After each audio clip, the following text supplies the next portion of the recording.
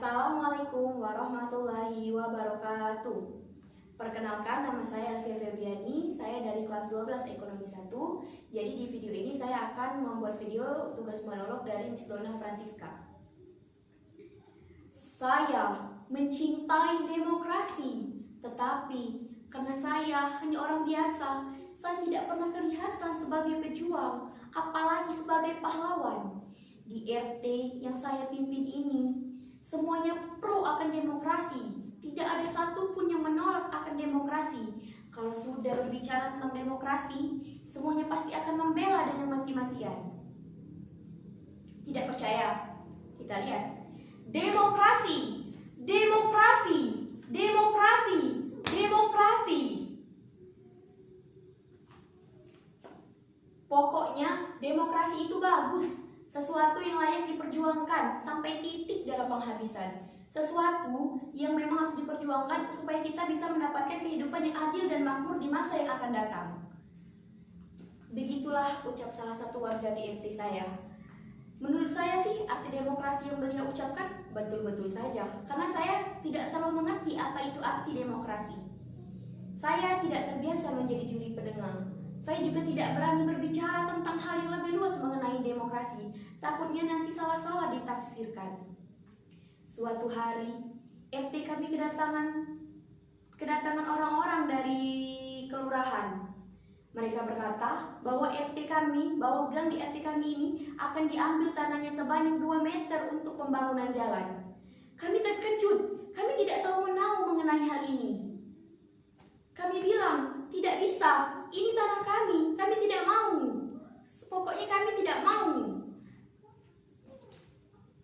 Tetapi sumbangan saudara-saudara itu sangat berarti bagi kami dalam pembuatan jalan ini. Kami harap saudara-saudara mengerti. Mengerti? Kami saja tidak tahu menahu mengenai masalah ini. Dan dia meminta kami mengerti. Tidak bisa, tanah ini milik kami. Tapi ini sudah keputusan bersama. Keputusan bersama dari mana? Kami saja tidak pernah diajak berbicara mengenai masalah ini. Tiba-tiba saja sudah mengenai keputusan bersama. Tidak bisa. Kami ingin menolak. Kami tidak mau. Tiba-tiba terdengar suara mesin bulldozer datang. Kami lihat ternyata bulldozer itu akan menggeruk tanah kami sebanyak 2 meter tadi. Kami memohon, Pak, tolong jangan. Ini tanah kami. Ini harta kami satu-satunya, peninggalan nenek moyang kami. Pak, tolong jangan. Tetapi bulldozer itu tetap tidak berhenti. Dia tetap menggeruk tanah kami. Kami tetap memohon, Pak, tolong Pak, jangan Pak. Pak, tolong jangan. Ini harta kami. Kami terus memohon hingga akhirnya bulldozer itu berhenti berbunyi. Kami sedikit bernapas lega. Akhirnya kata kami, apakah mungkin tanah kami tidak jadi untuk digeruk? Lalu supir bulldozer itu pun akhirnya turun dari mobilnya. Ketika turun, dia berbicara dengan sesama rekannya. Lalu tidak lama kemudian dia mengangguk dan tersenyum. Kami tersenyum lega. Apakah memang benar-benar tidak jadi tanah kami digeruk? Lalu tidak lama kemudian, mesin bulldozer itu kembali berbunyi. Kami bingung, berarti tanah kami benar-benar terjadi akan digeruk.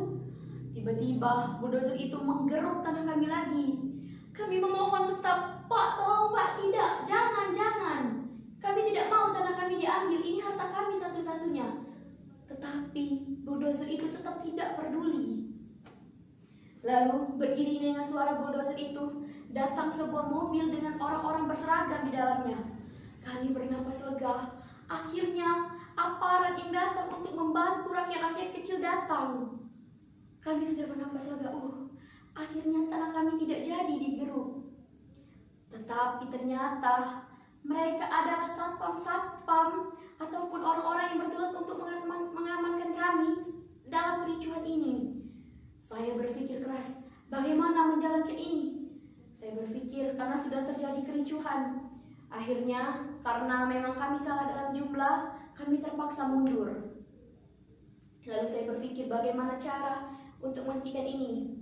Lalu terpikir satu ide di dalam pikiran saya, yaitu menemui direktur mereka.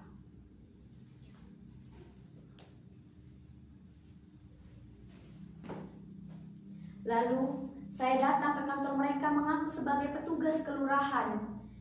Akhirnya setelah mengaku sebagai petugas kelurahan, kami pun akhirnya disuruh masuk juga. Ketika saya masuk ke dalam ruangan itu,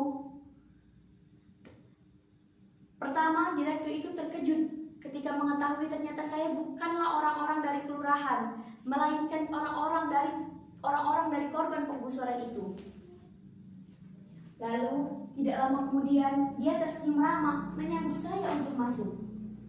Tapi saya tidak peduli. Yang saya inginkan hanya satu, pembatalan mengenai pengambilan 2 meter wilayah kami.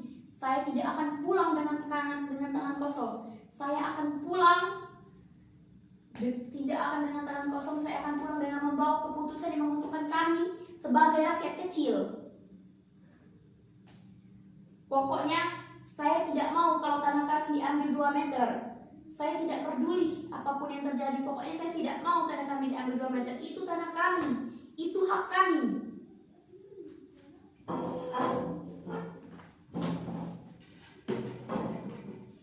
Oh, mengenai pengambilan tanah 2 meter itu mengenai uang transport. Kami sebagai perusahaan tidak mengetahui apa-apa mengenai hal itu, karena kami sudah memberi uang transport kepada mereka. Kalau mereka mau membuat jalan pintas seperti itu, mungkin mereka ingin membuat perjalanan lebih cepat menuju ke pabrik. Kami tidak mengetahui apa-apa mengenai hal itu.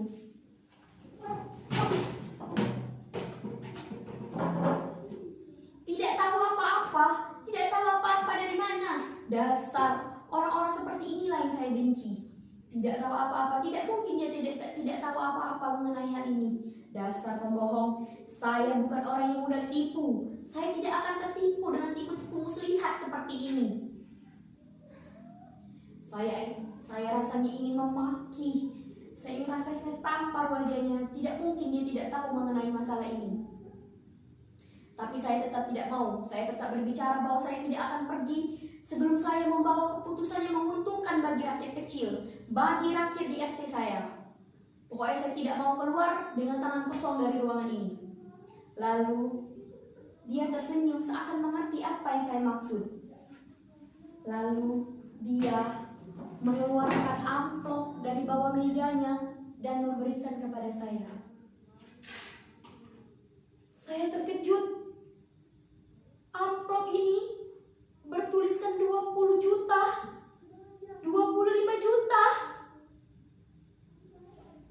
Saya hidup 25 kali pun belum tentu saya dapat 25 juta. Saya gemetar memegang ini. Saya peluk. Akhirnya ya Allah, Engkau menjawab doa kami. Akhirnya Engkau menjawab doa kami mengenai doa kami selama ini.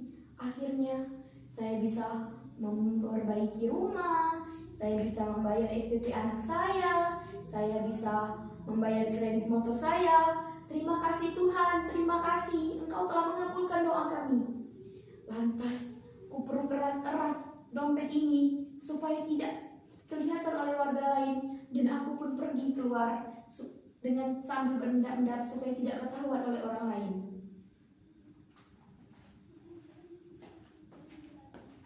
Lalu keesokan harinya warga berbondong-bondong datang ke tempat saya mengenai tentang diskusi saya dengan direktur tadi. Saya menjawab, saudara-saudaraku semua, memang berat kehilangan 2 meter atas rumah kita. Tetapi jika itu untuk keuntungan dan keamanan kita bersama, tidak apa-apa. Daripada kita terus memberontak, nyawa kita yang melayang. Lebih baik kita ikhlaskan saja. Toh cuma 2 meter. Dan itu juga kan untuk kepentingan kita bersama. Lalu satu persatu pun warga pergi karena kecewa dengan jawaban saya. Mereka menggerutu, kesal karena tidak mendapatkan jawaban yang sesuai dengan permintaan mereka. Hanya tertinggal seorang kakek-kakek yang tidak pergi dari sana. Itu pun bukan karena beliau tidak ingin pergi, tetapi karena kakinya kesemutan.